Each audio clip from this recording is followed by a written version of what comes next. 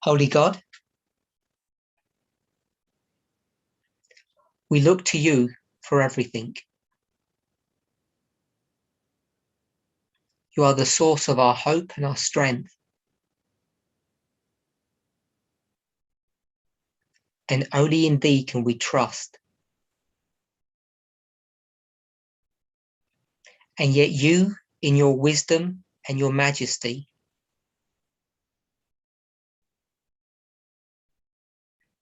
delegate your power throughout the universe. And in your communication to your beings on this planet, you have chosen to delegate your power through fallen human beings.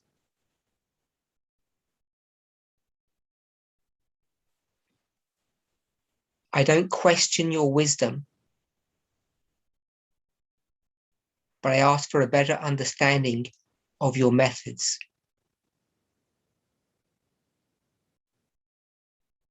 Most importantly, because it involves Jesus, the Christ.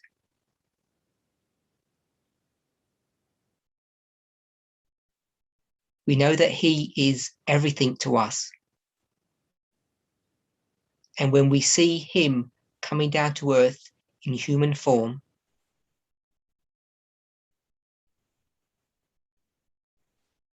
we understand that this angel is your messenger and is the prototype for all your messengers. May each of us live up to that standard. And as the disciples were willing to submit everything to your messenger Jesus,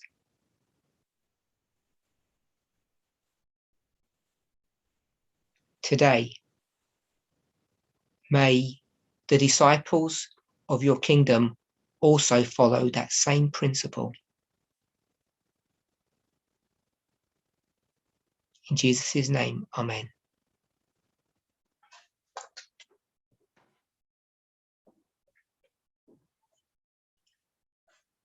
I want to welcome you to our last presentation.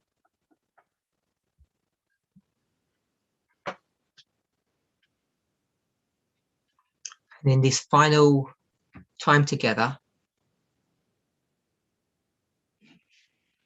I want to try to address some questions that have been asked of us.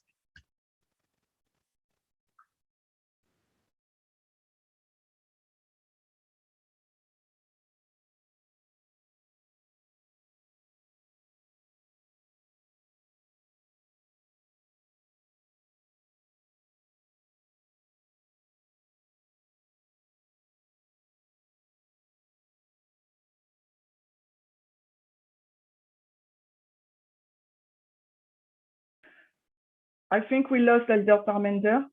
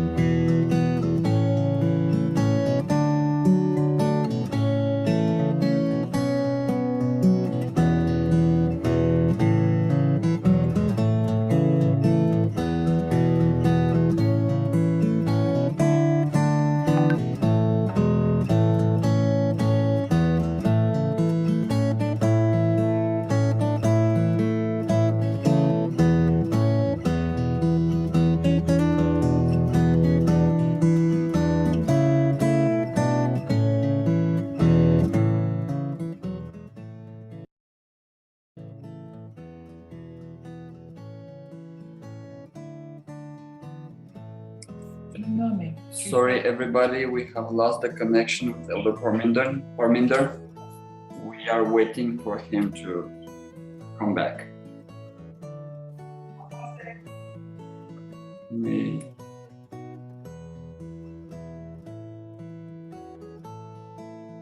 Donc, pour les Français, nous avons perdu la connexion avec l'ancien Parminder, donc nous attendons qu'il soit de retour. Ils ont perdu leur connexion Internet.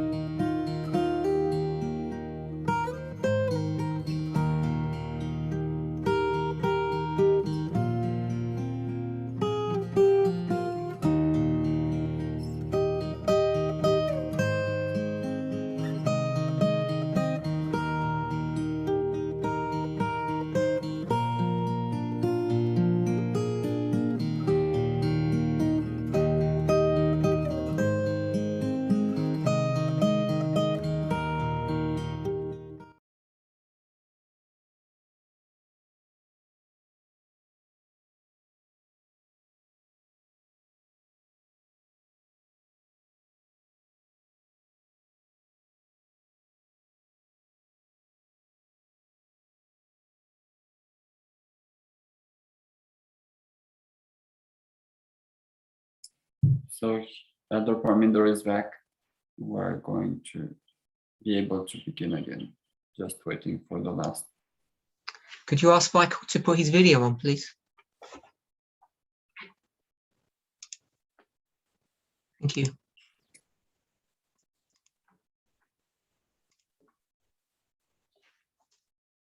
Apologize for that delay.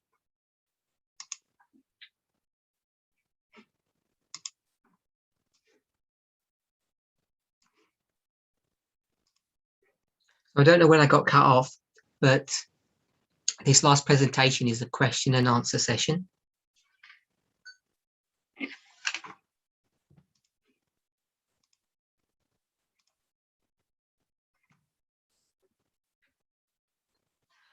And as I said initially, I won't be able to answer all of the questions.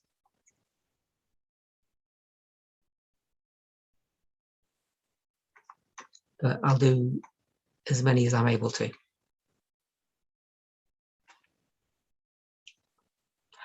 Before I begin,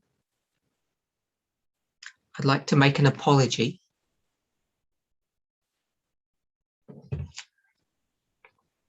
It's not a good idea to mix business and pleasure.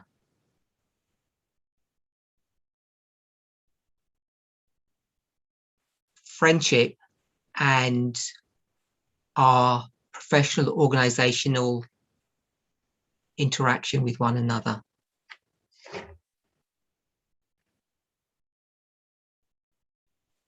For those of you who know me well,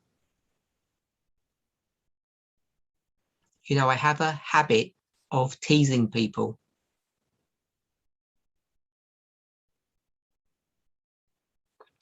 Particularly my friends. I have a quote, close working relationship with Shemaine.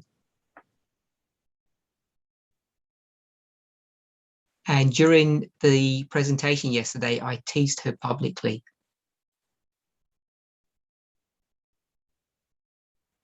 something that I do privately. It was wrong of me to do that in a public setting. So I want to publicly apologize to Shemaine and to all those who were listening.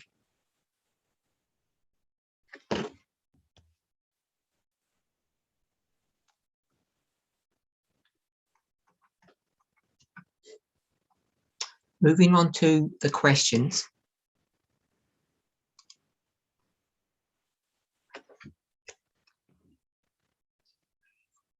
We've received questions from 6 countries or 6 geographical areas.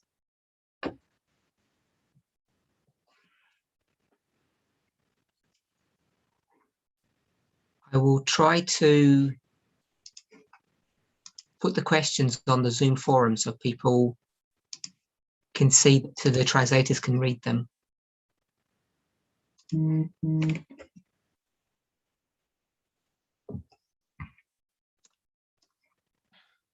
Question 1.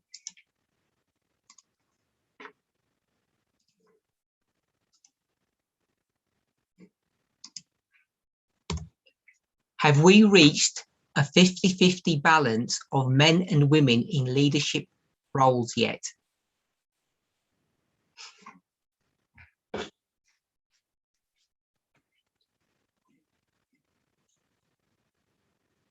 So the answer to that question is yes. That's the simple answer. If you look at the data, in fact, it's much more than 50-50. Currently, if you look at the top level of leadership in this movement, which is continental leader and up,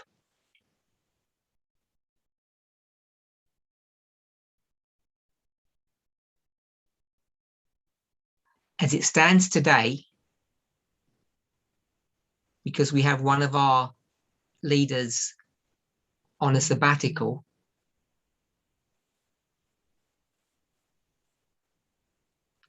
we're nearly on 70%. 70% are women, 30 are men, approximately.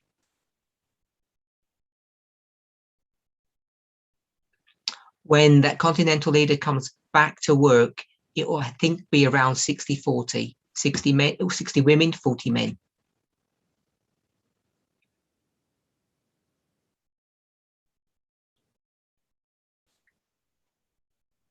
When you look at leadership below the continental level, which means at the ministry level,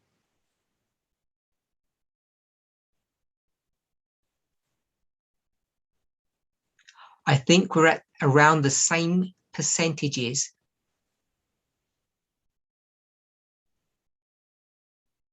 So if we just summarize it in a very simple way, 2/3 of the movement leadership are women and 1/3 are men.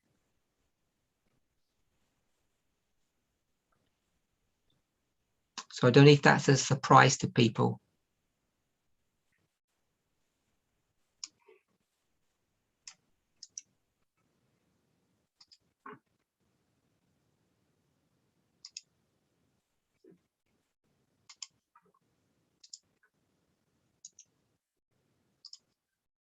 Next question.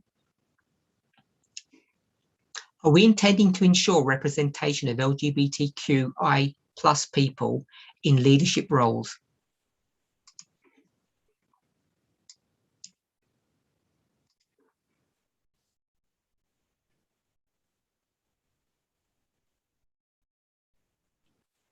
The simple answer would be yes,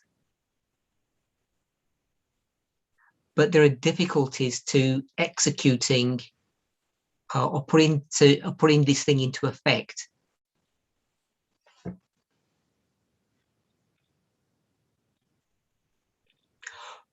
When it comes to gender issues, we don't just put any men or any women into leadership positions.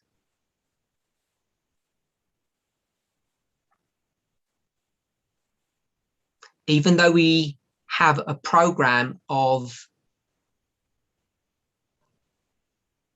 trying to facilitate a place for women in leadership,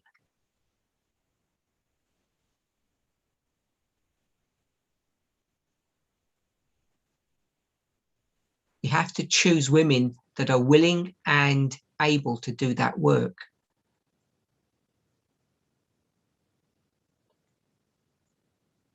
And the thing is, we have a wide choice. Easily 50% of the movement is female.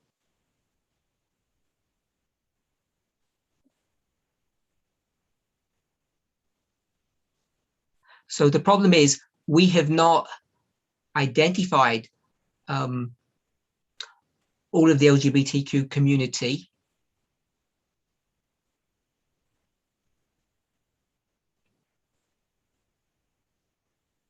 Many are still nervous about coming out into the open. Often they're afraid of their own families, not of members of the movement.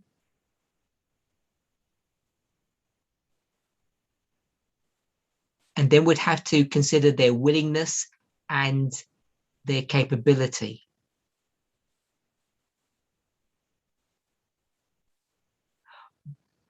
But if we were to think about the numbers generally in a given population,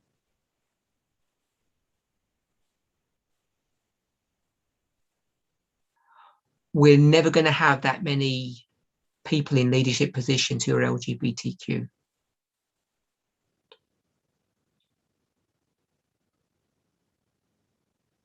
But what I can tell you is that Elder Tess and myself, as much as we are in contact with LGBTQ members,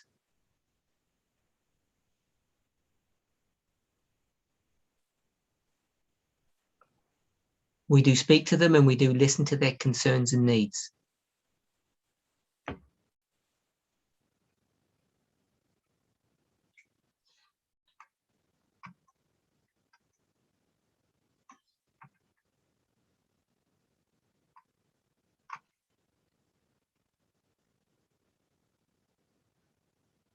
Some of these questions from different localities are going to be repeated.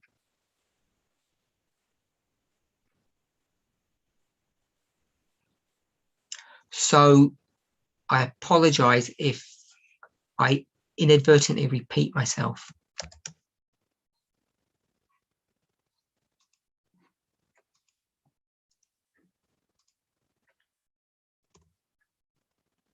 Next question.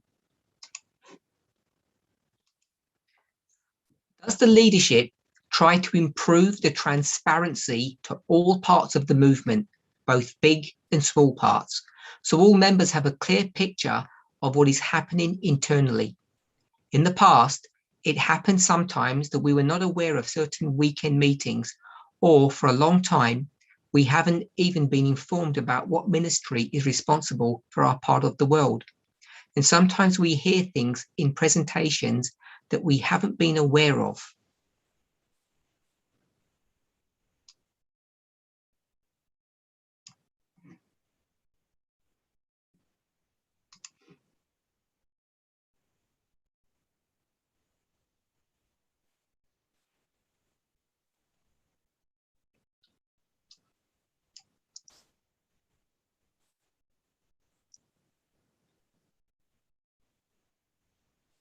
That was the question.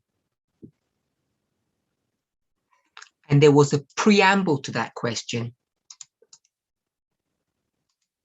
which I'll now give so that you have a little bit of context.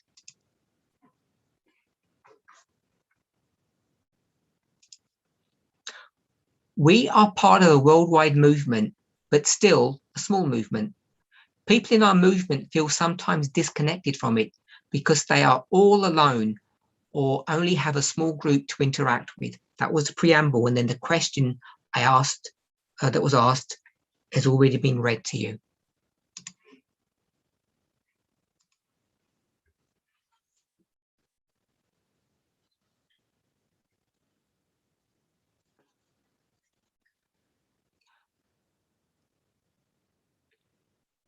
This question of transparency is something that has been asked for many years now.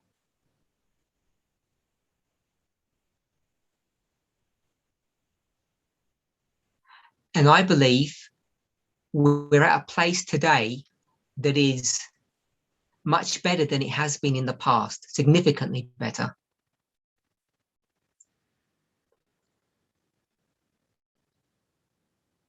This questioner is part of a group or part of an area that has very few numbers.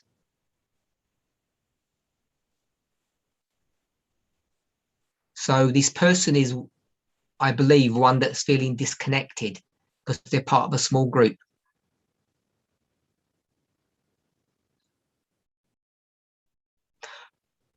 I think there's a question later on that I'm going to answer, but I'll partially answer it now.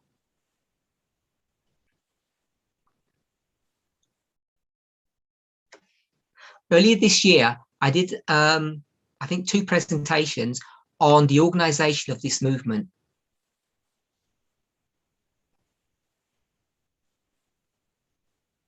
It was connected to a subject called middle management.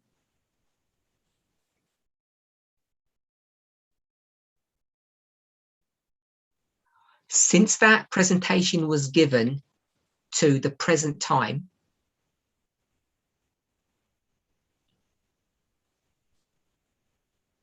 we have set up and we have refined a couple of WhatsApp forums.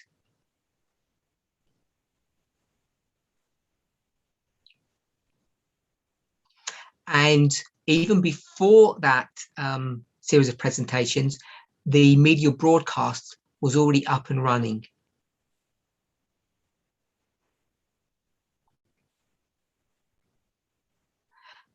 And the media broadcast has expanded its remit slightly to be more than just a news outlet.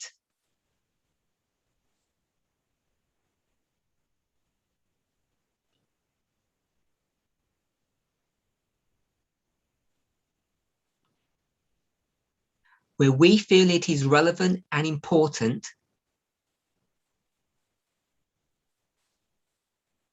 the media broadcast is used as a communication tool.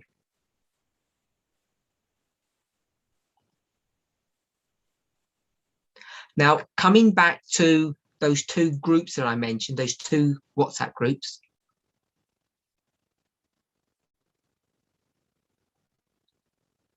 one of them is connected to the translation work for these Zoom presentations.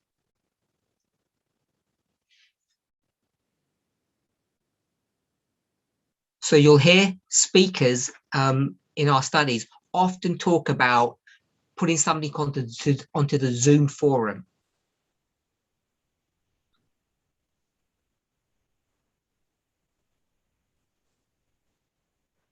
Every ministry has representation on that forum. So it covers the whole movement. There's another forum that we have where we communicate notifications of all meetings that Elder Tess and I are involved in.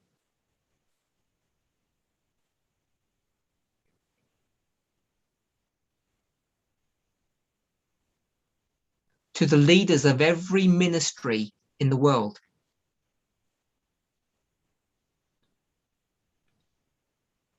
Sorry, there is a 3rd WhatsApp group, which is a communication tool between Elder Tess and myself and all the continental leaders.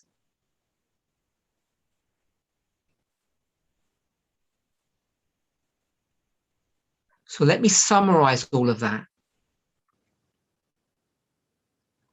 We no longer have a situation where any ministry is not aware of an upcoming camp meeting.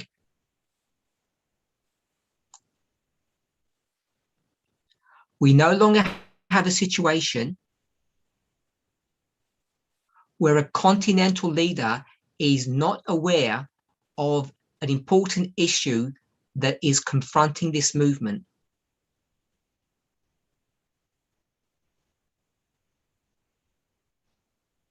Those leaders at those two levels that I've mentioned, continental and ministry,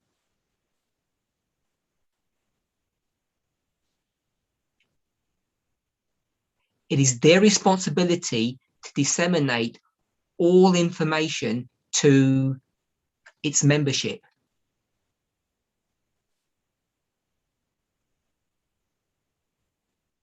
Depending upon the locality, the continental leader may do it directly or do it through the relevant ministry.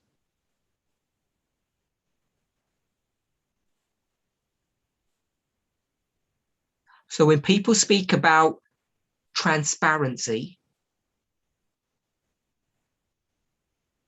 there is not any group in the movement that I'm aware of that does not have representation.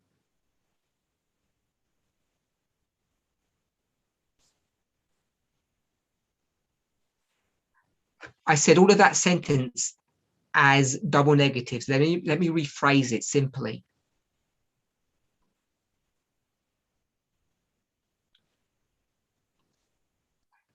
Every group, however large they are, or however small, has access to all and every piece of information that another group has.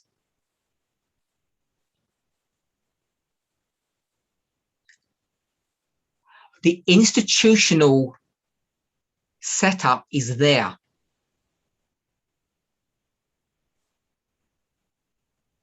If a particular member finds that they have not been informed of some important information or some event,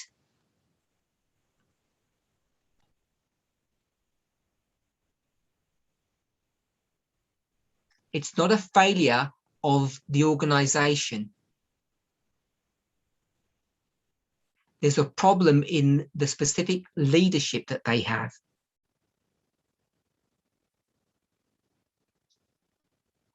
And so if you're experiencing this, you need to go to your relevant leaders and complain.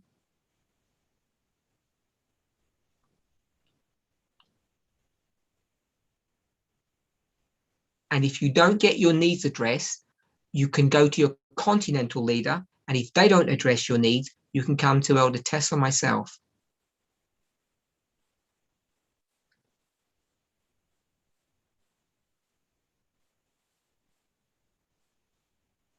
So I believe the movement, whilst not being perfect, is transparent.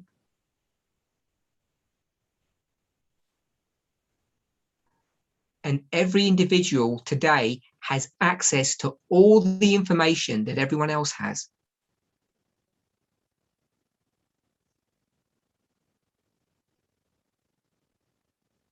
So the questioner then says,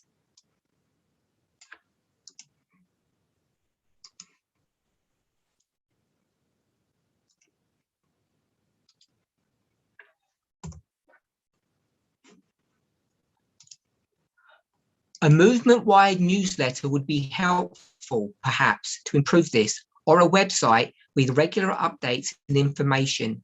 What are your thoughts on this?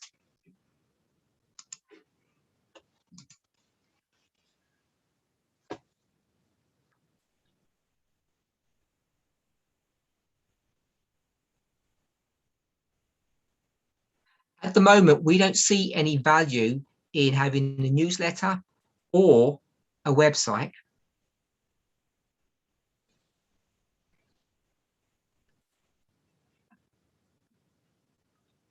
When I say we don't see any value, it's not that there is no usefulness in having those tools.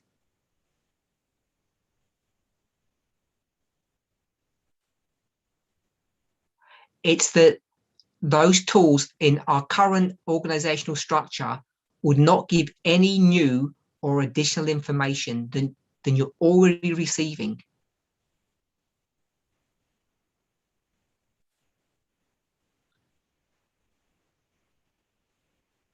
So it's not that there's a problem with having a newsletter or a website. It's that there wouldn't be any additional information that you already don't have access to.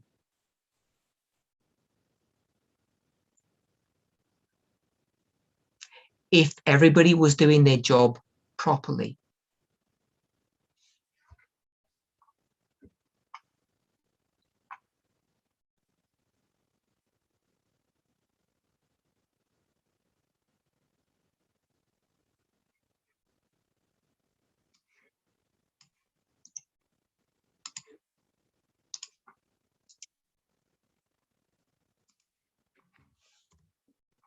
Next question is about how to interact with Levites.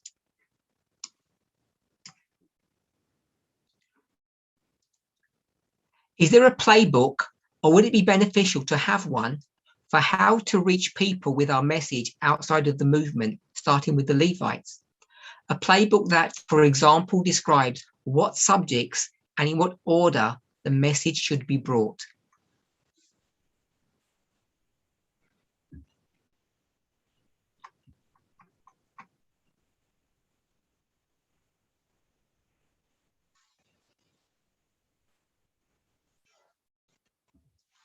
So is there a playbook? No.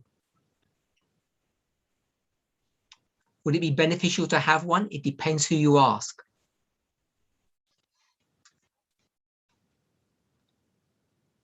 So I'll give you my personal opinion on this.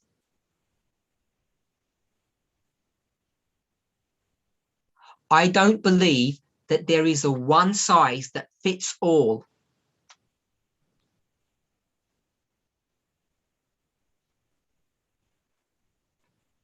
In the years that I have been teaching, which is quite significant,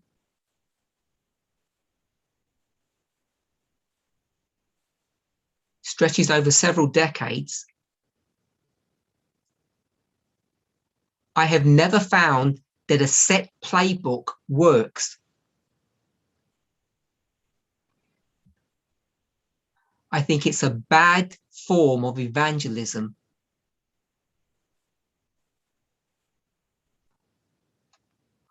One-to-one evangelism, which is what Jesus did,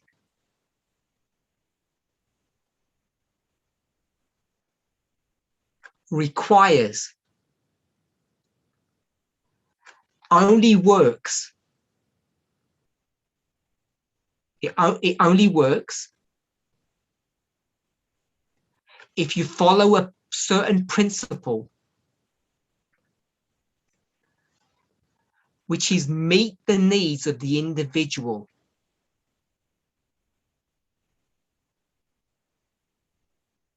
So if we're talking to a Levite and it's a teenager who is experimenting with drugs,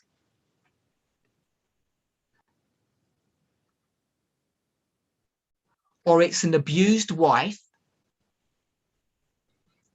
or a sexist husband, or someone who's homosexual, or someone who's liberal or conservative, they all have different needs. They all have different concerns.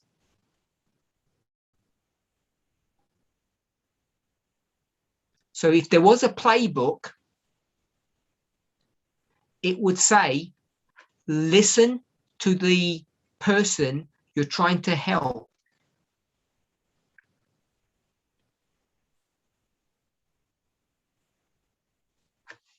A friend of mine would call that winsome witnessing. Winsome is two words. It means be warm and thoughtful and kind.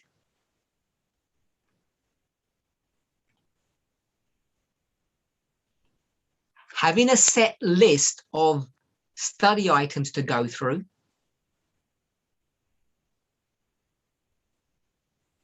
will definitely not meet the needs of the individual.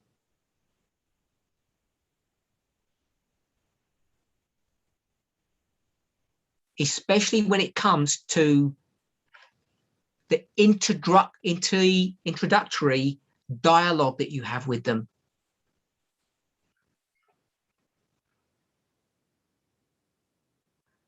Now, when it comes to playbooks, which really means a set sequence of studies,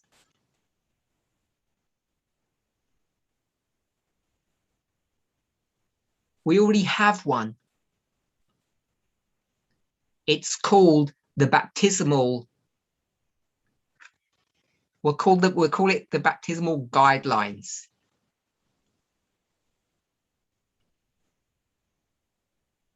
If you don't want to call it the vows.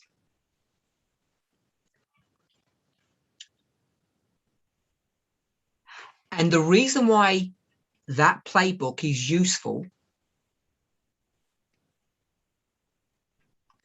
first of all, it's comprehensive. And it goes through things in a fairly good order.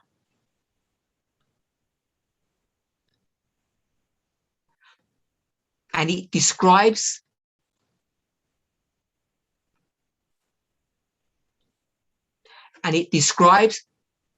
a comprehensive statement of our beliefs.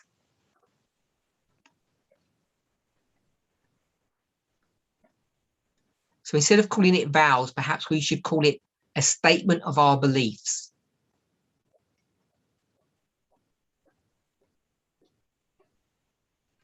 And we would expect everybody and anybody joining this movement to go through those baptismal classes.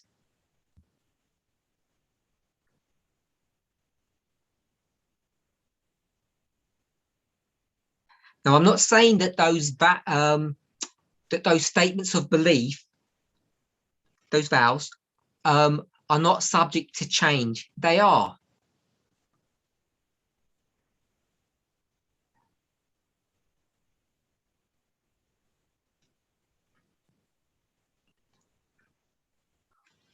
We almost certainly need to modify or adjust some of them and add some.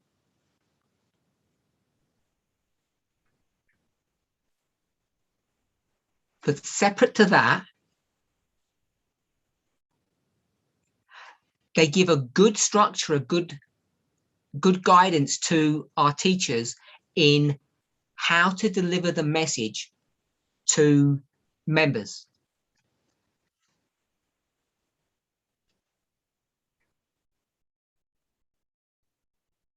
Whether they're Levites or Gentiles.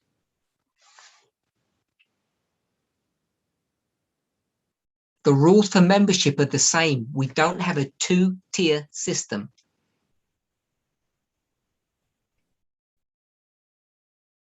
I think it's a misreading of inspiration to suggest that in the New Testament, there was a two-tier system in the Church of Ephesus.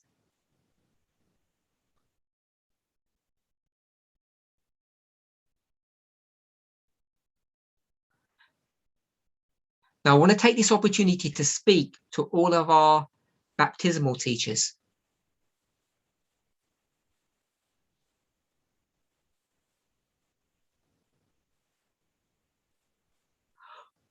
We know, you should know, the strengths and weaknesses of the statements of belief, those individual vows, how they're written and what they say.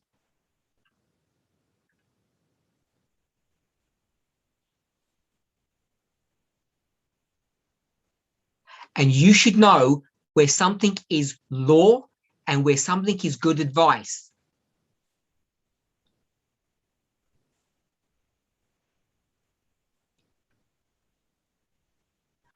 So when you teach one of your students,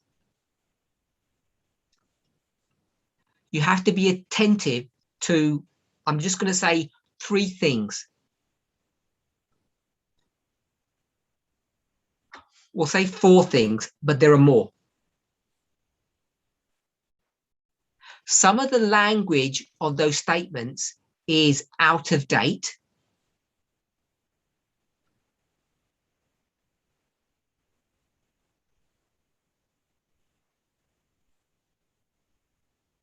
We currently don't have a vow that deals with the issue of equality or sexism.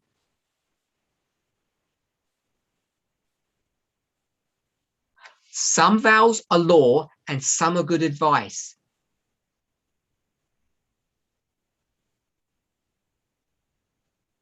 So that's my answer to this subject about how to deal with Levites.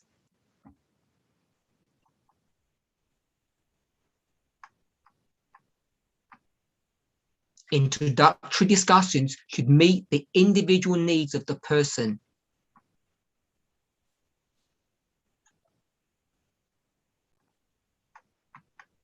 There can't be a playbook.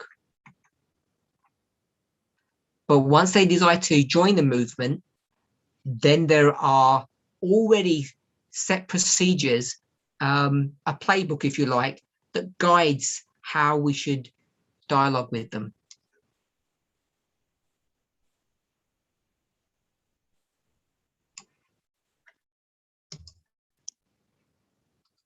Next question.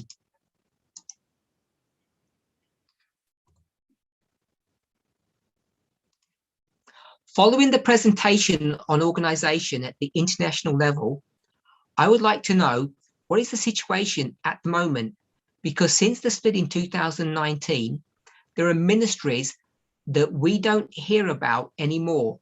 So what is the new mapping of the movement internationally?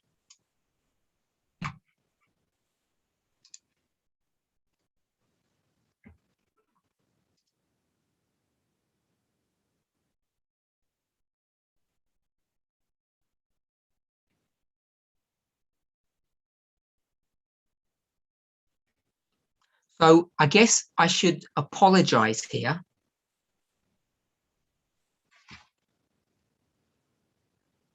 Because I didn't have the opportunity to go back to the questioner and ask for some more details.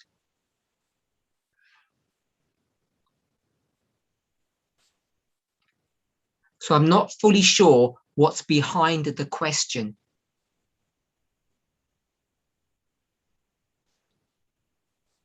Since the split in 2019,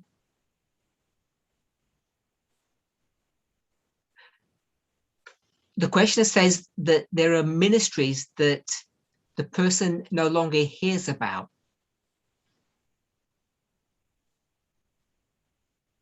So I'm not sure what the person is referring to or who they're referring to. But the questioner speaks about a reference point, which was the presentation of organization that I did, I believe, at the beginning of this year.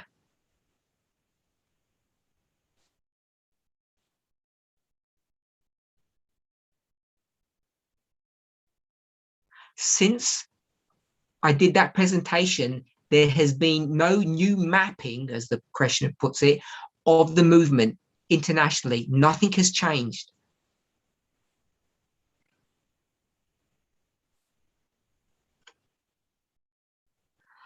I think it's fair to say that there may have been some slight refinement, but even since 2019, there's been no real substantial remapping or change in the movement.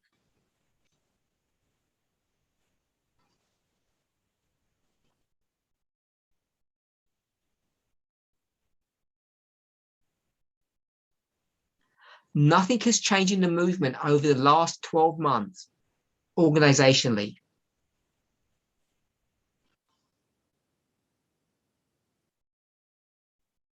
Now, some groups, some ministries have split, many members have left,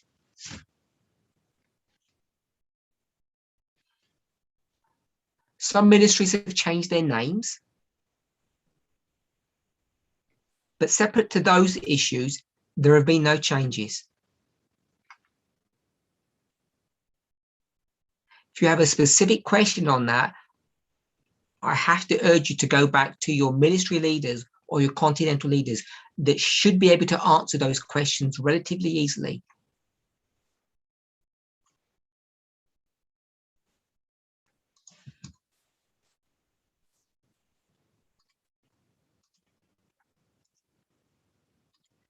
Next question. Are there any new perspectives or new views on baptisms?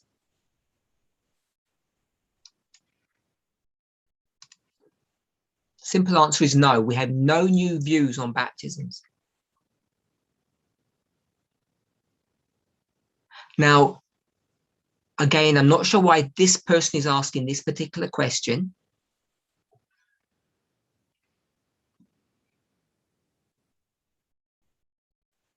But because of lockdown, we all know that both baptisms and the communion service have essentially stopped.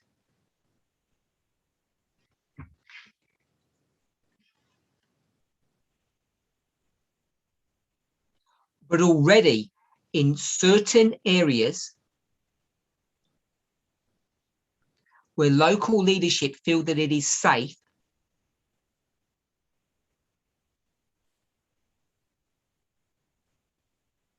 baptisms and communion services are beginning to restart.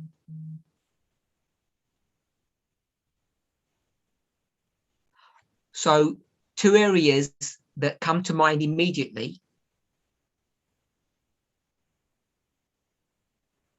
is that we've had baptisms in Australia and we've had baptisms in the UK in the recent past.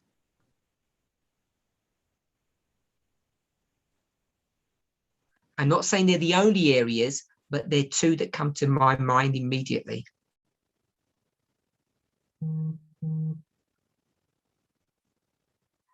And as soon as travel restrictions begin to lift and our elders are allowed to travel again, the baptisms as normal will pick up again.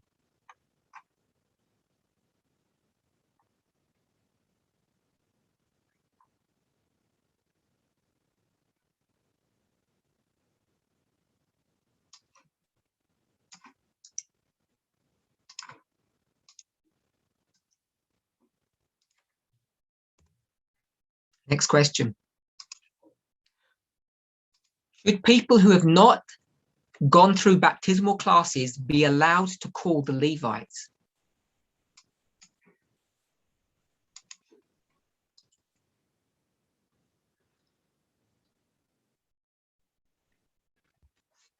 This is both a simple and a difficult question.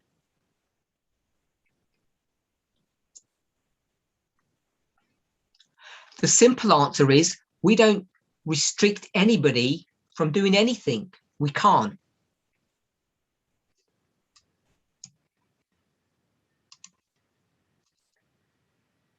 We don't, and we're not able to, and we're not able to monitor what people do.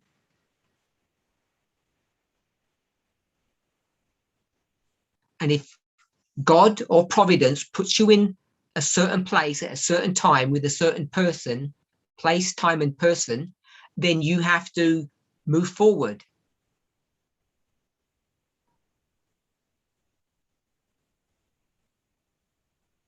So it's not our place to restrict people.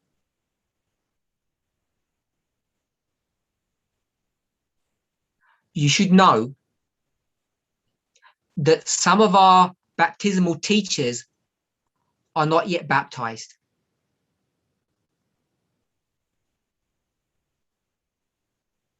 So technically speaking, baptism is not a prerequisite for doing evangelism.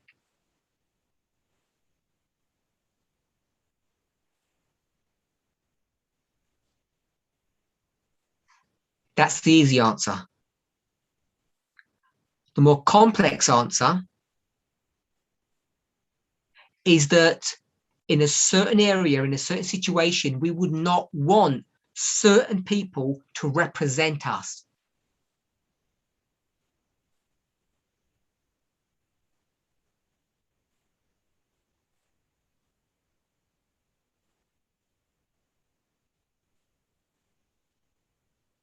The reason why those people have not gone through baptismal classes, have not been baptized, is because we have a problem with them.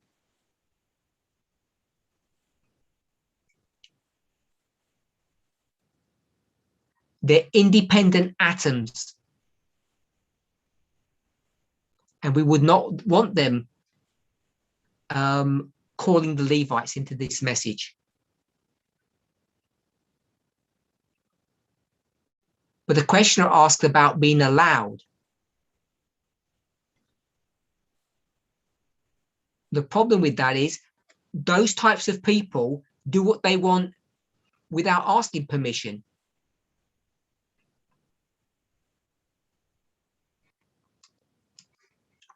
So I've tried to give a simple answer and a more difficult answer.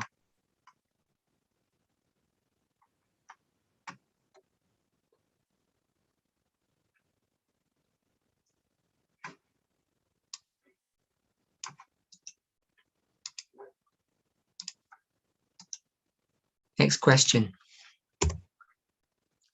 Will priests that aren't already ordained go through any type of ordination ceremony in the future?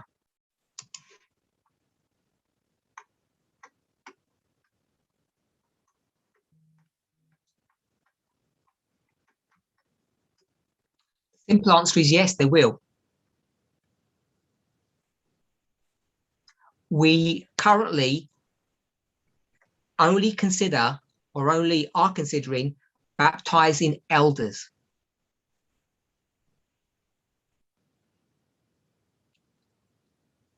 So if someone is eligible to be an elder or we need one in a particular locality, then the elder would be ordained.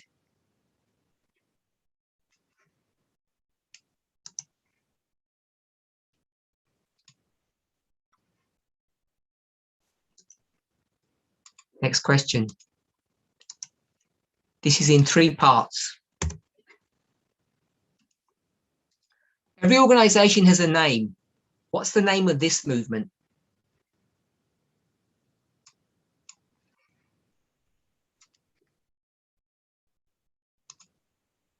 This question has come up for many years. We do not have a name. Should we have a name? Should we be given our own name, or will someone give us a name?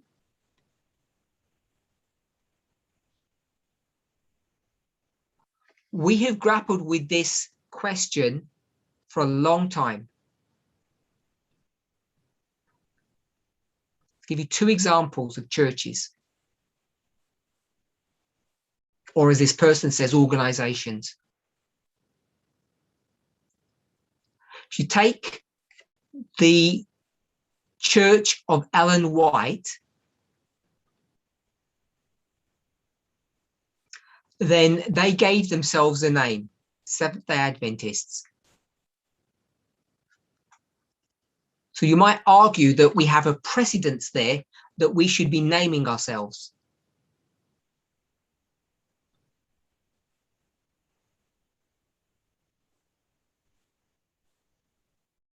Now, if you look at the New Testament model, they were just as organized as the Seventh-day Adventist Church, very structured.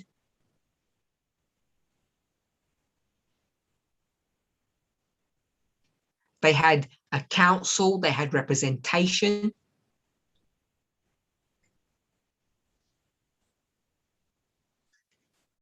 They had all the infrastructure that we have. As far as I'm aware, they did not have a name.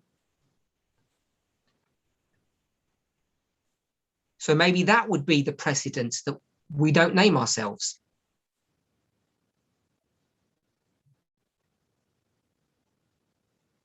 So at the moment, we don't have a position on this. Should we follow the line of failure or the line of success? If you follow that logic, you wouldn't have a name.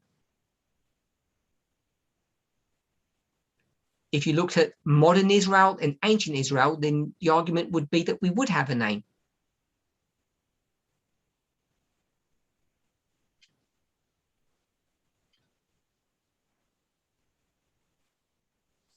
Next question. Oh,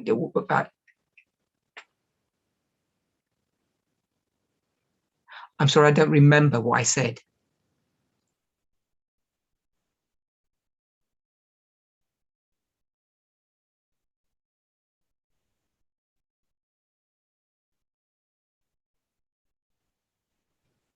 Next question. Are we Seventh-day Adventists or are we just Sabbatarians?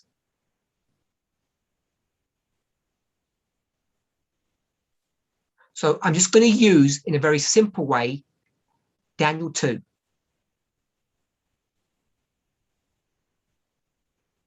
In our generation at the end of the world, the mountain was the Seventh-day Adventist church.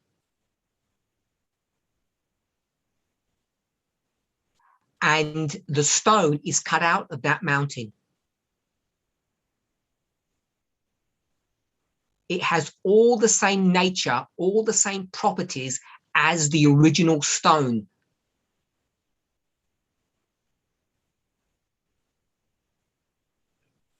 I've discussed this at length in studies that deal with Caesarea Philippi.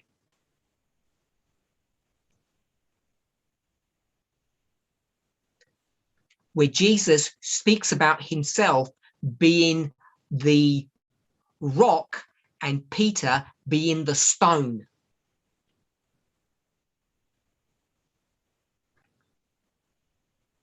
It's the same analogy. So we are Seventh-day Adventists. We're not just Sabbatarians. Are we connected to the conference structure? No. Will we ever be? No. Those who are part of that fallen structure need to come out.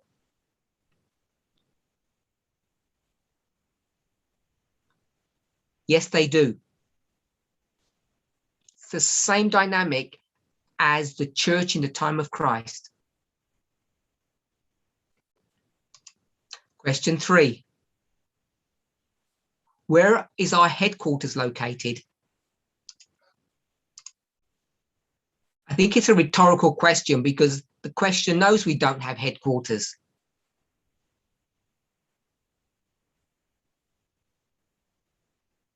The two leaders of this movement live on opposite sides of the planet.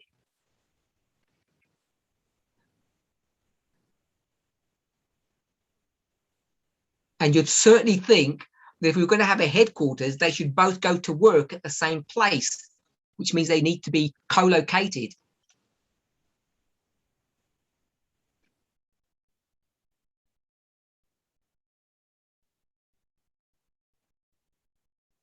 All of this leads you to understand, hopefully,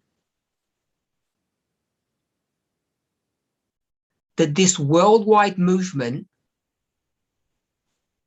doesn't follow the plans and models of human thought or human ingenuity.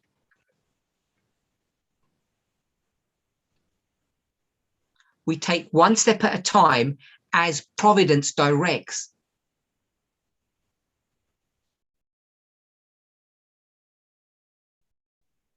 The headquarters of an organization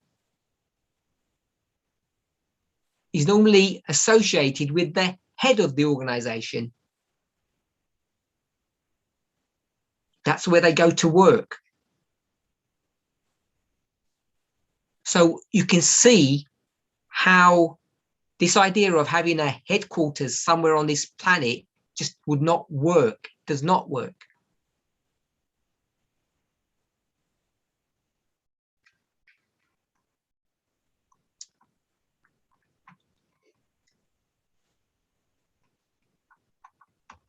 Next question.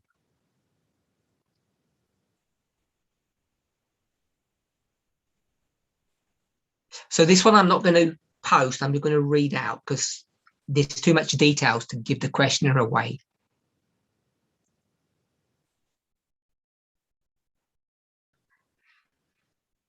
This person works in an organization, a company, and the company has a great demand for higher level managers.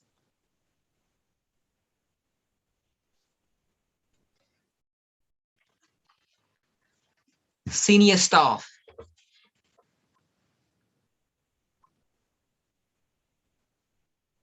But to become a senior member in that company requires a higher degree.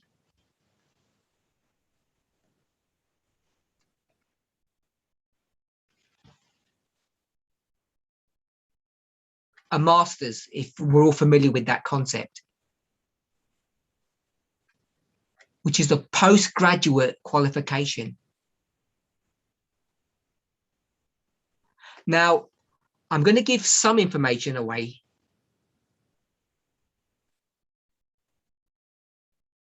In many African countries, unlike many countries in the West, education is a 6-day event.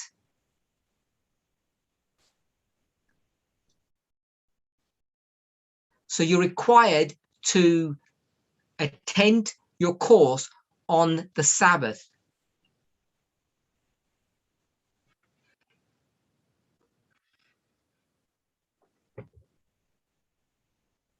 It's a problem that many in Africa face. It does happen in the West, but it's far less frequent.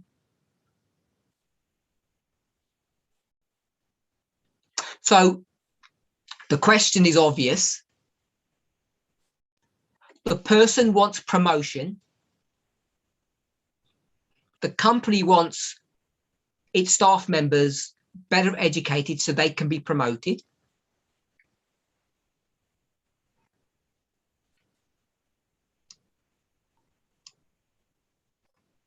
The person will be required to have further education in order to apply for a higher position.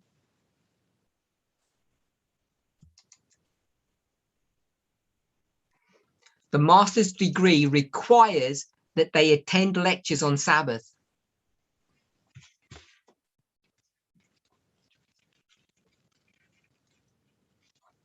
The question is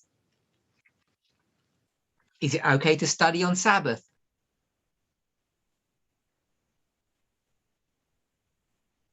Now, if I slightly adjust this scenario and I say, if the government via the company, no, the company via the government, either way, if the government instruct the company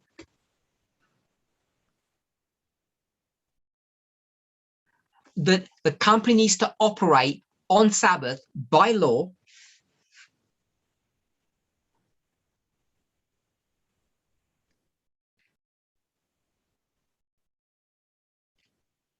so all employees are now forced to work on Sabbath, what would the questioner do then? When they force you to work on Sabbath? I'm sure that as Seventh-day Adventist, the person would say, I have to honor God, not the company, not the government.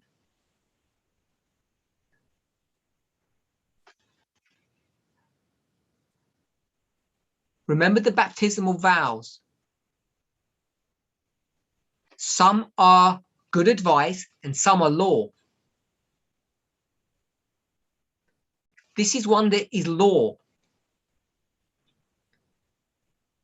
The Sabbath the fourth commandment, it's law.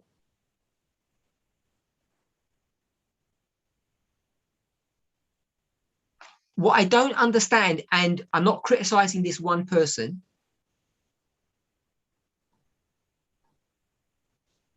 but there seems to be this thinking in the movement today that we have suddenly become liberal, and we haven't. The Sabbath is as sacred today as it was yesterday, as it was 2,000 years ago.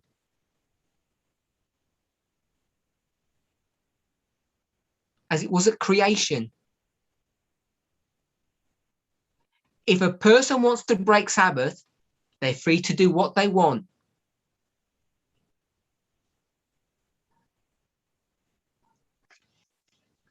But how can it be okay to voluntarily do secular business, secular education on the Sabbath?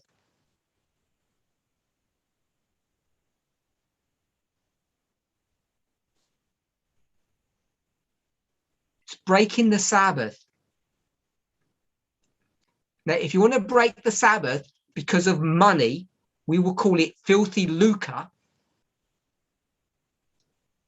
It's a King James term out of the Bible.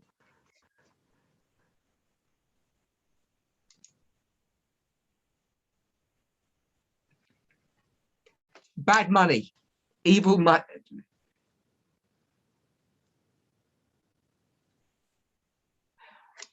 You're free to do that.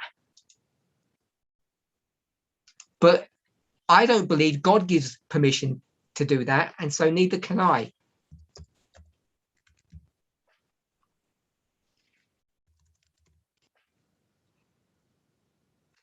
I'm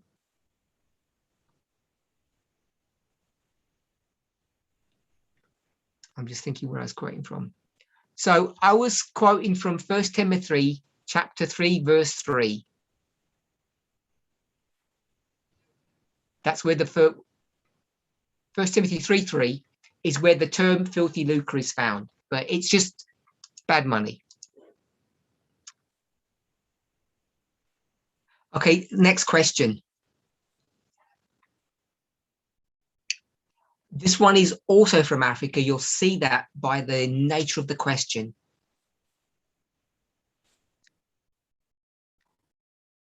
This is dealing with dowry. The person married before the subject of dowry became a test issue in our movement.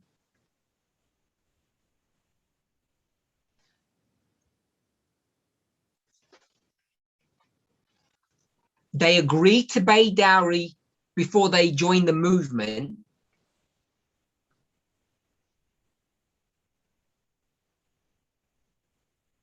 And they've got some remaining dowry left to pay. The balance. What should they do? So we've already addressed this question. And we have said that in such a situation, things need to be considered case by case. So I would suggest that this person go to their continental leader,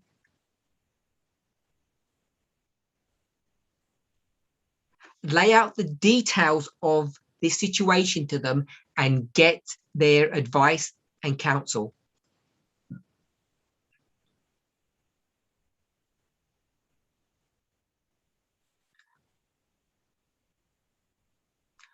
The continental leaders are fully equipped and capable to answer that question.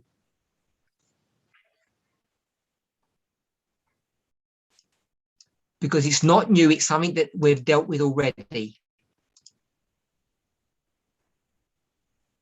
But it's on a case-by-case basis. So another dowry issue. The person understands the issue of dowry, but the person's family who are not in the movement don't understand it and don't accept it.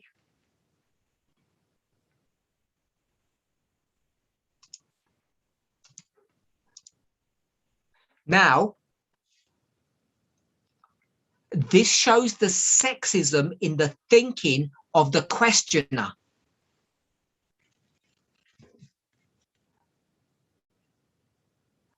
The person is the firstborn. Now, we know what firstborn all mean. We all know what that means. It doesn't mean the firstborn child. It doesn't mean that. It means the firstborn son.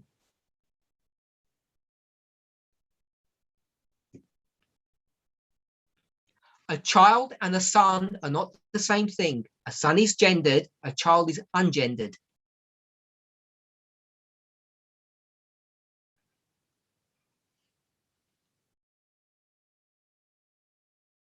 I suspect in this case, it is the firstborn child who happens to be a man.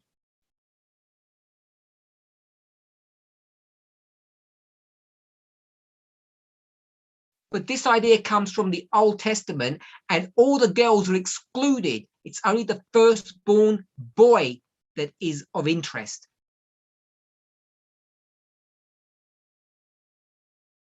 All the girls are irrelevant. It's the firstborn son that is counted.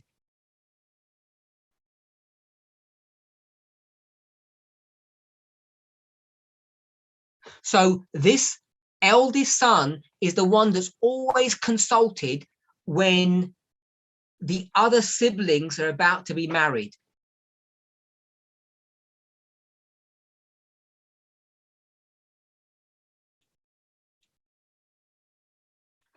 Part of the privilege or the curse of being the firstborn son, not the firstborn daughter,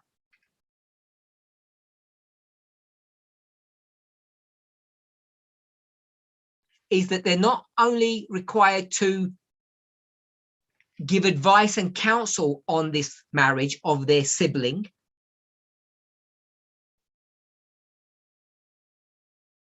they're not only required to attend the function, but they're required to contribute to the bride price, which in English means dowry.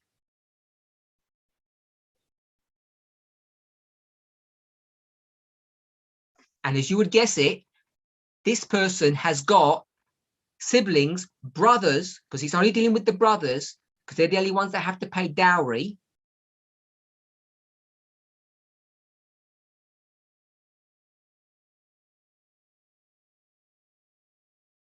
Still has brothers who are unmarried.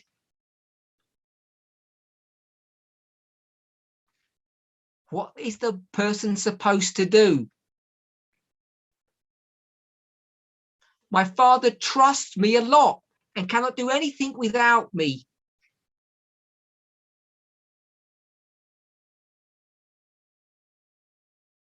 The simple answer is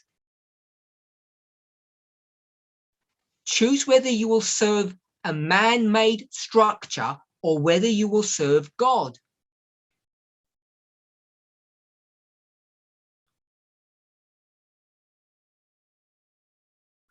Who do you put first? When your family, your bloodline, want to call upon you and prioritize you,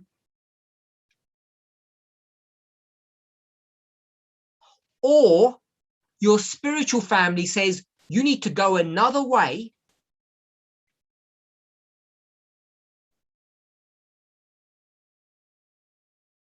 when your blood family says you owe us,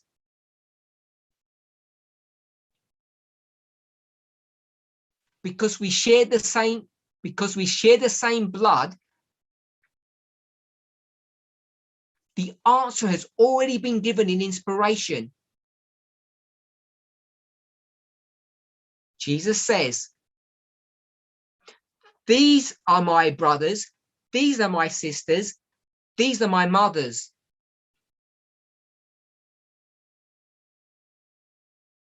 You folk, my blood family, my parents and my siblings, you're not my family. My allegiance to you is secondary. Is it better to serve God or to serve humans? Many people have been thrown out of their families, cast off.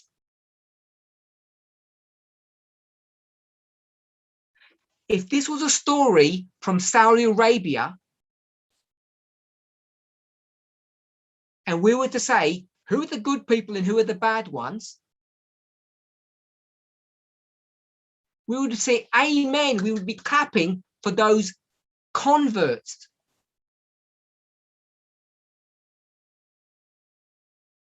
Who escaped the clutches of their families.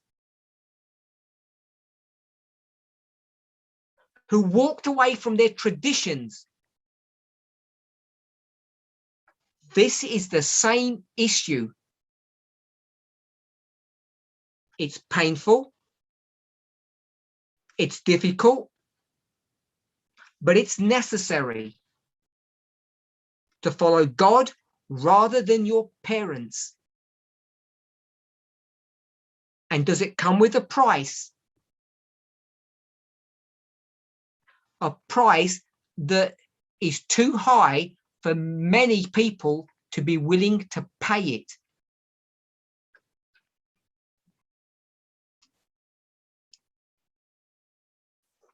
I hope each of you can join me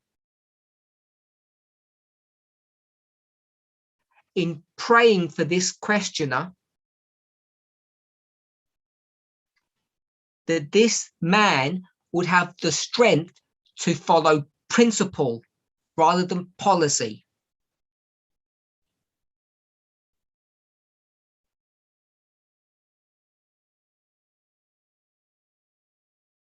The person has the same situation that they need to be involved in his sister's weddings.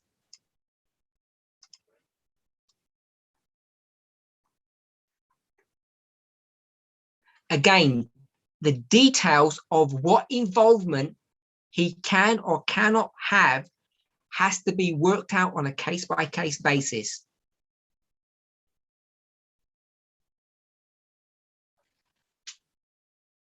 And I would urge this questioner to consult with the continental leader to get a specific answer to their specific issue or situation, specific situation.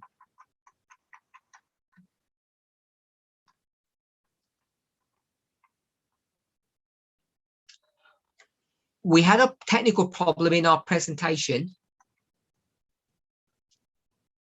and we lost some time. So I need someone to give me a time stamp where I need to finish. Someone can just put that onto the Zoom forum, what time I need to finish. Next question.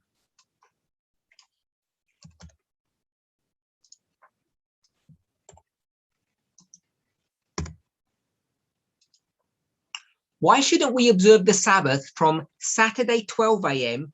to Saturday 11:59 p.m., which basically is midnight to midnight, instead of using the old system of sunset to sunset?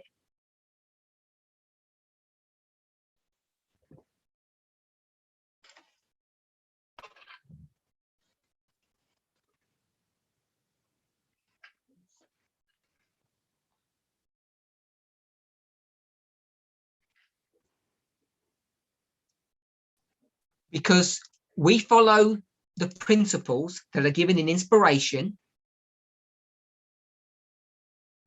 We follow the example of Jesus, and we trust in the prophet Ellen White. So whether you go to Moses, whether you go to Jesus or Ellen White, you'll get the same answer.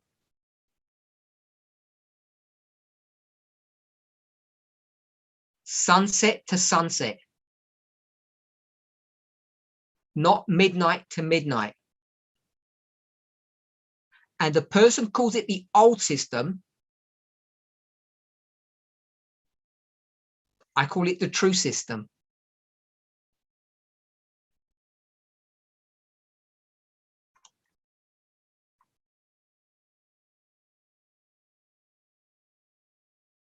So another question on dowry.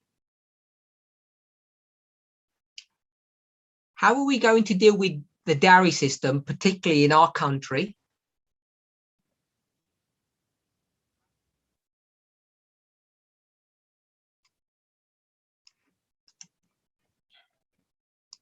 Give the rest of the question.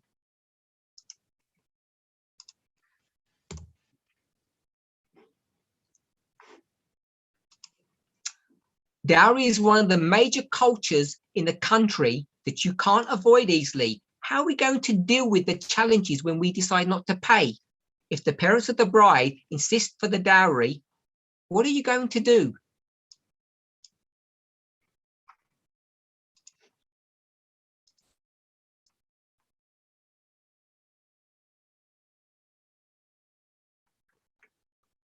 My simple answer to this is one that I've given many times before, publicly and privately.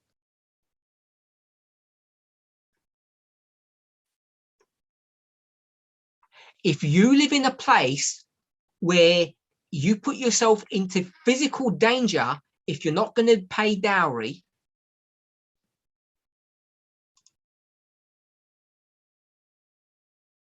then do what's counseled in Matthew 19.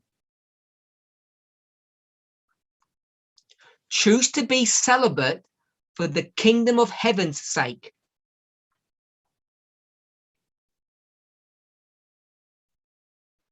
It seems to me that there are some people in our movement that have a fixation about getting married.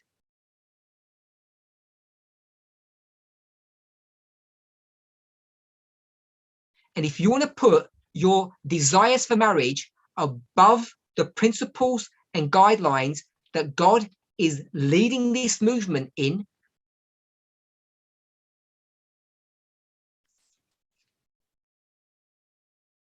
then go ahead. Pay your dowry and get married. But don't expect the leaders of this movement to accept your decision.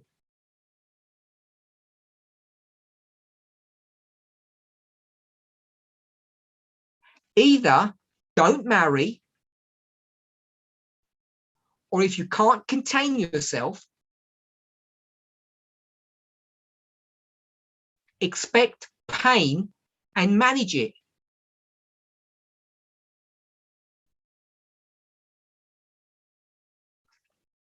I don't intend to be rude, but I think this question demands a blunt and direct response.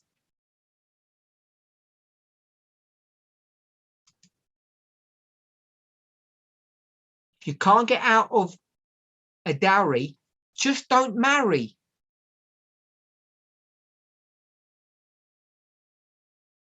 Marriage is not essential. Honoring God is.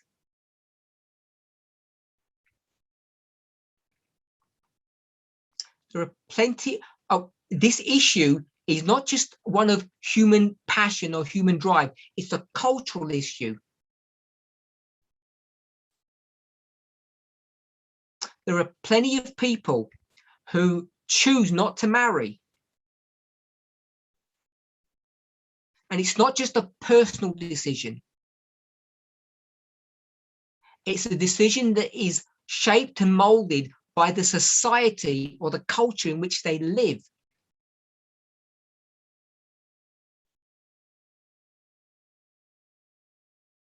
In certain cultures, it's acceptable now to marry at a later age and not an early age, as an example?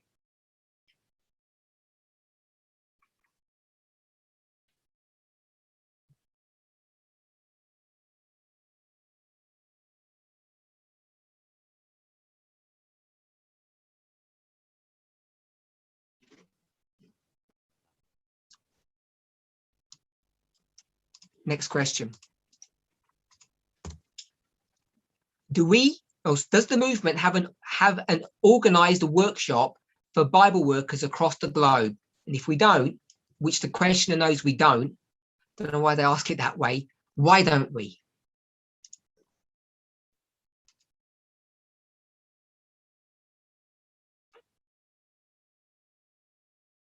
So the questioner knows we don't have one.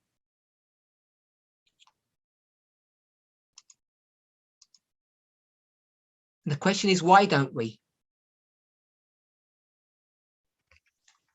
So the answer to this isn't as straightforward as people may think.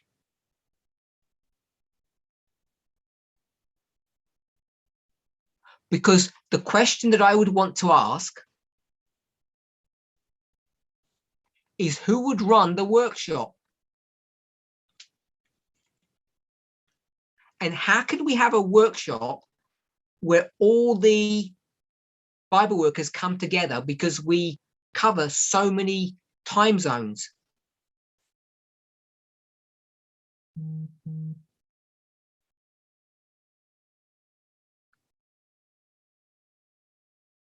So there are logistical problems with having a singular workshop. Who would be the teacher and the timing of it?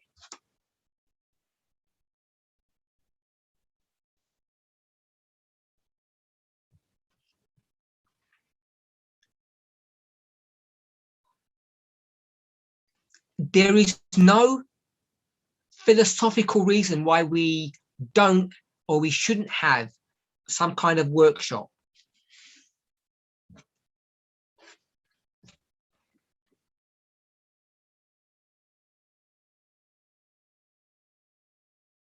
Our problem is that we have to locate a suitable teacher to run those classes.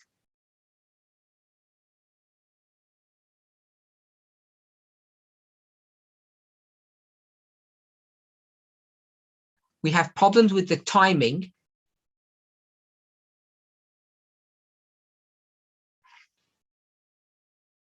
And we just don't have, we haven't had the time to give it enough thought to actually come up with something that we would be happy with.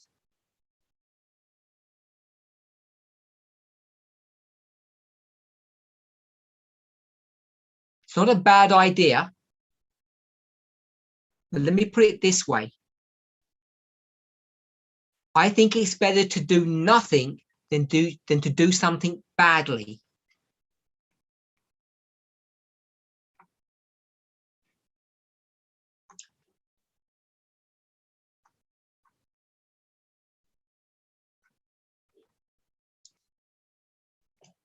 Next question, which is to do with baptisms.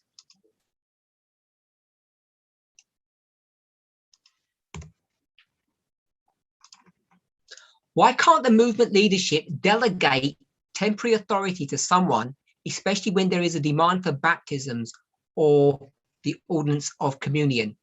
Delegating power to people like the president of the ministry or the Bible workers in the ministry for the person to perform the ordinance when there is no elder to perform that.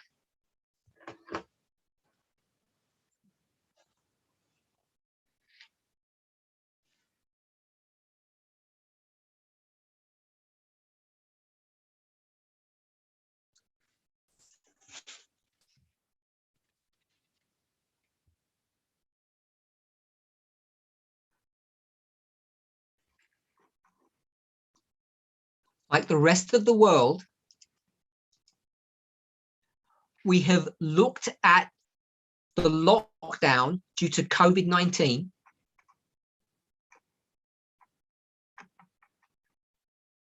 and expected it to be sorted out, to be lifted a long time ago.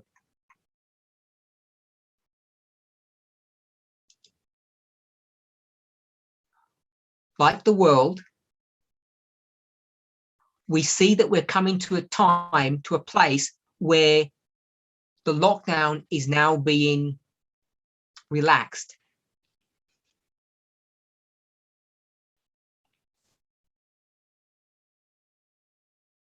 Baptisms are already beginning to take place, and we see things improving rapidly.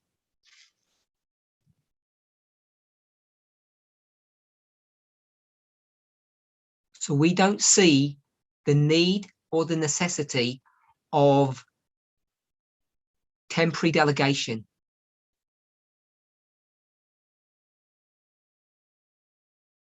Nobody's salvation is in jeopardy. People who are ready for baptism, who are not able to be baptized,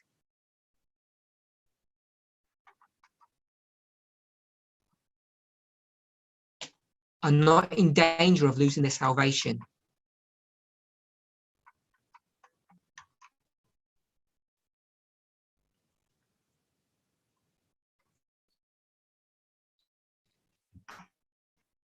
There were several questions on money.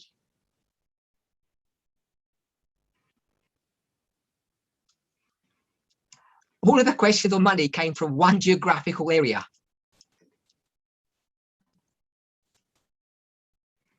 I won't tell you what that area is.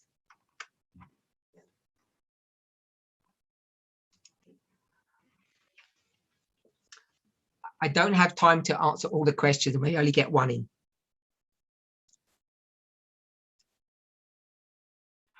Do we have a central movement bank account where funds go and then are distributed as needed? If not, why not? As our funds are needed further than those we know.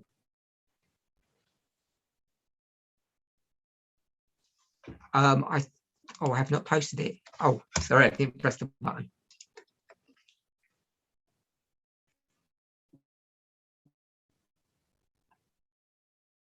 It's on the Zoom forum.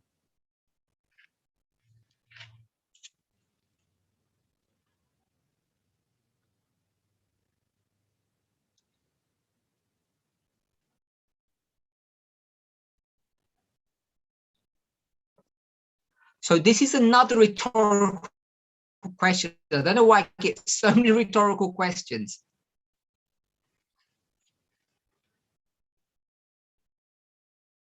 The person knows we don't have a central movement bank account, because if we did, everyone would know about it.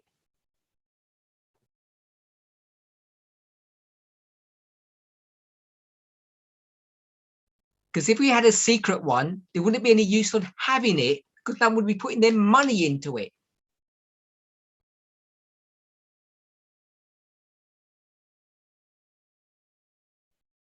So we don't have one. And the question that asked, why don't we have one? This is not an easy thing to answer.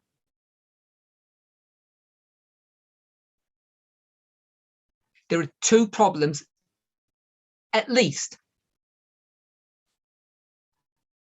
The last time we had a central bank account,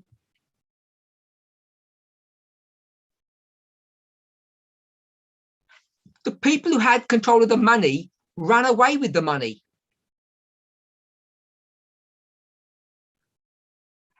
And that money was not registered in the names of individuals. It was registered in the name of a proper registered charity or ministry, and they still took the money.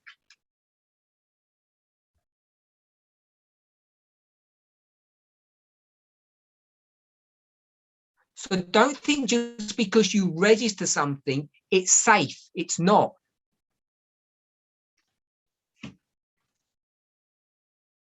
I'll answer it in a different way.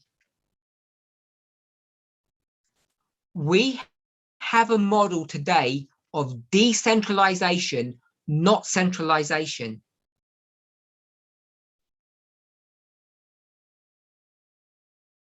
Because it's safer that way, and that's our current thinking.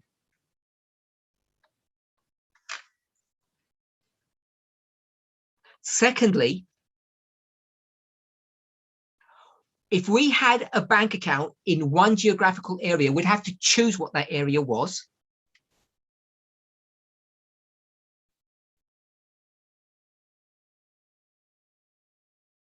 And the problem is, most countries that allow you to set up such an account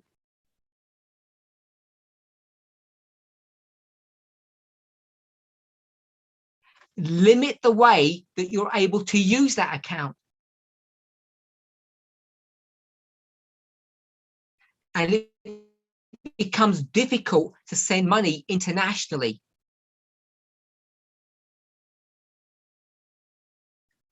Because of the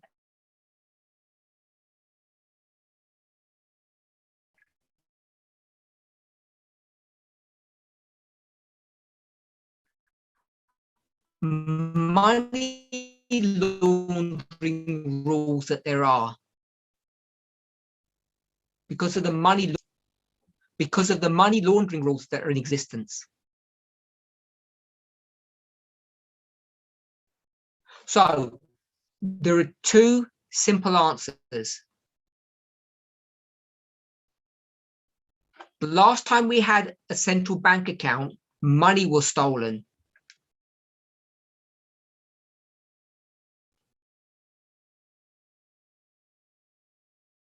And that setup was not in the names of individuals, it was in the name of a ministry, and there was still no protection.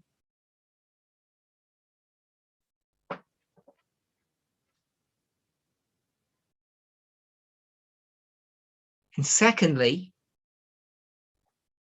the way these types of bank accounts are set up, these charitable bank accounts, they make international money transfers difficult and expensive.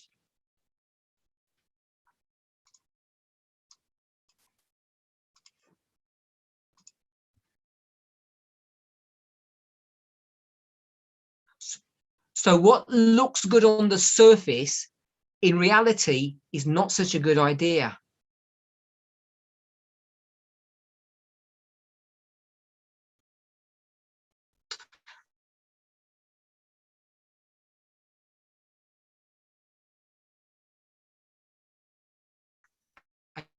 Don't have time to answer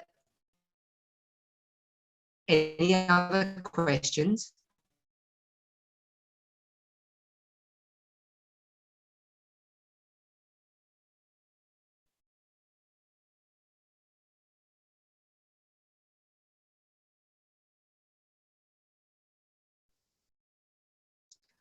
I don't have time to answer any other questions.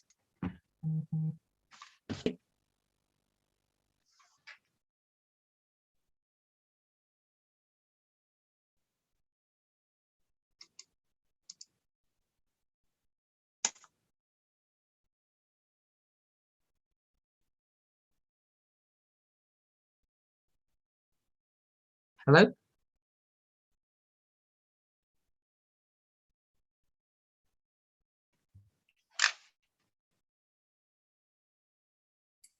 Sorry, your connection was cut off. Can you repeat, please, Elder?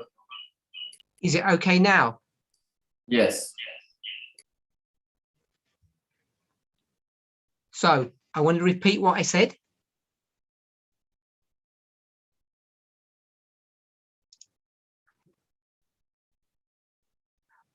I can't get anybody translating me, so my connection is not stable.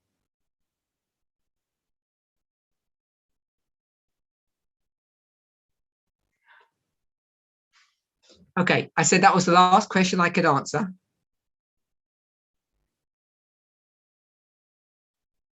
And people have said that they didn't understand what I have said. Our concern about having a central bank account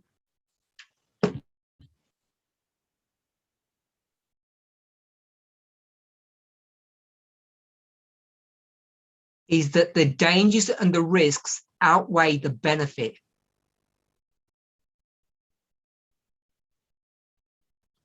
It's not that we're trying to hide things or be secretive,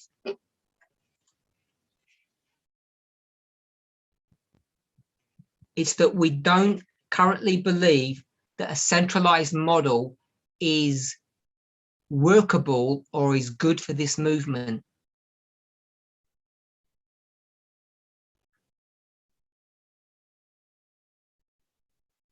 That may change in the future, but for the present, we intend to continue to allow local ministries to handle their own money and to disperse that money according to their own needs.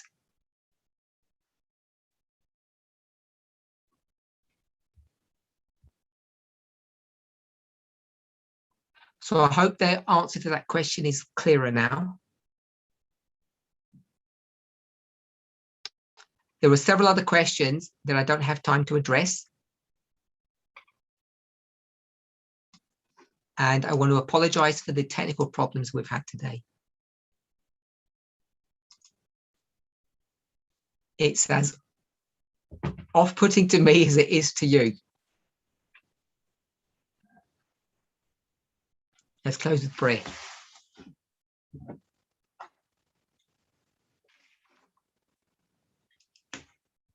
Holy God, we thank you.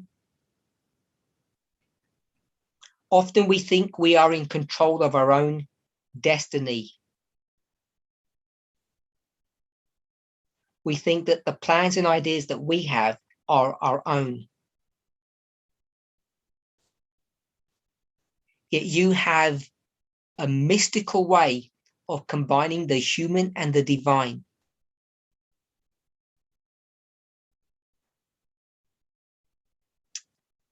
None of us know how you do this, but your will becomes human and our will becomes divine.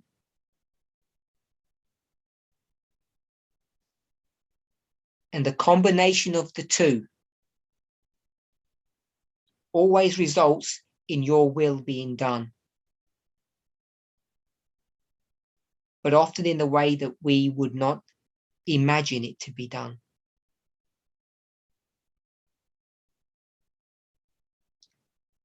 Despite our failures, we thank you that you are in control. As we approach the end of this year, we anticipate so many new thoughts, new ideas, new events.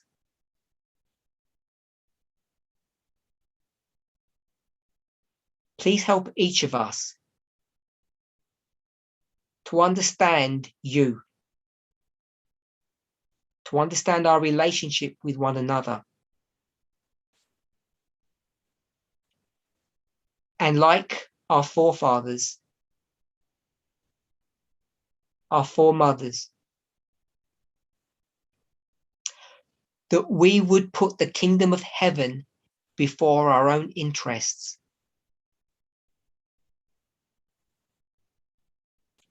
In Jesus' name we thank you. Amen.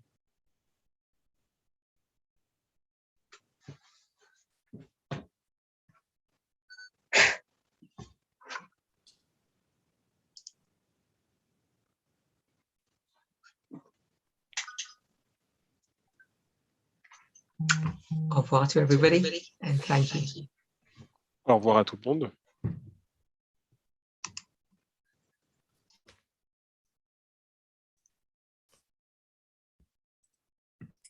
Tu peux y aller, Muriel.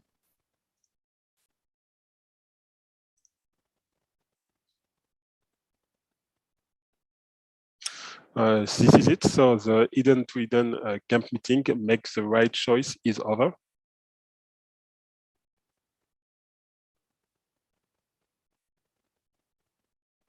So we want to sincerely thank all the participants, young and old. So thanks for the songs, the welcomes,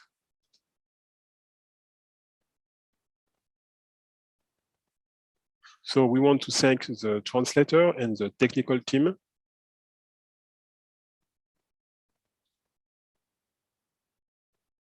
And of course, we want to thank the elders that gave us the message.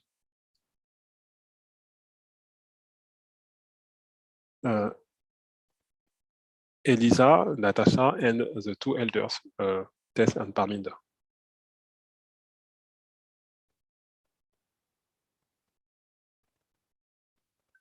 So we want to thank God because everything went well during these 4 days.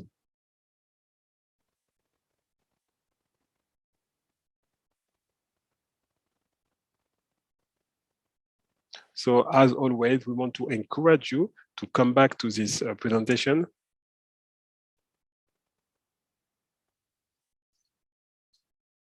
to better understand what was developed.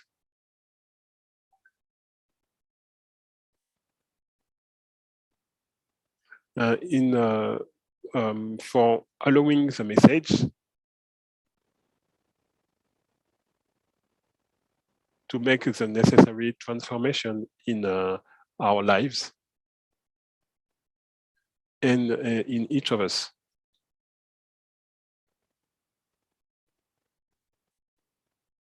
So thank you again to all of you. And we will say, see you quickly.